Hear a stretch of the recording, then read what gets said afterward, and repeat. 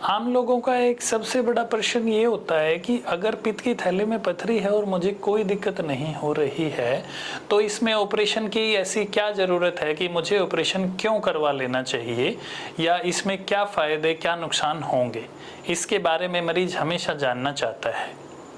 पित्त की थैली में अगर पथरी है तो उसमें कुछ लोगों को कॉम्प्लिकेशन यानी बाद में ज़्यादा दिक्कत होने का खतरा रहता है। इनमें जिन मरीजों को शुगर है वो हाई रिस्क होते हैं, जिनकी उम्र ज़्यादा है वो हाई रिस्क होते हैं, या वो किसी तरह की शरीर की रोगों से लड़ने की क्षमता को कम करने की दवाई, जैसे कि ट्रांसप्लांट के बाद दवाई देते हैं, या कोई और रोगों से लड़ने की क्षमता की डेफिशिएंसी है, तो उसमें कॉम्प्लिकेशन होने के चांसेस ज़्यादा होते हैं। इसमें बिना किसी दिक्कत के, बिना किसी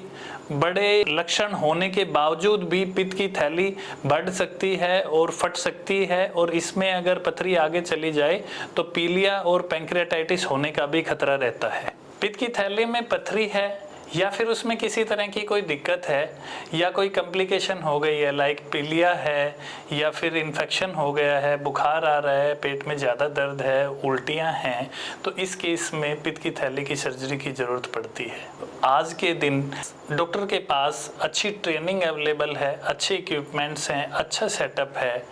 तो सर्जरी ईजी और सेफ हो जाती है। इस केस में अगर पित्त की नली में भी पथरी गई हुई है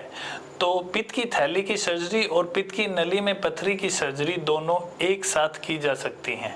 बशर्ते उसके लिए एक अच्छा सेटअप, टेक्निकल एक्सपर्टीज और डॉक्टर का ट्रेंड होना जरूरी है।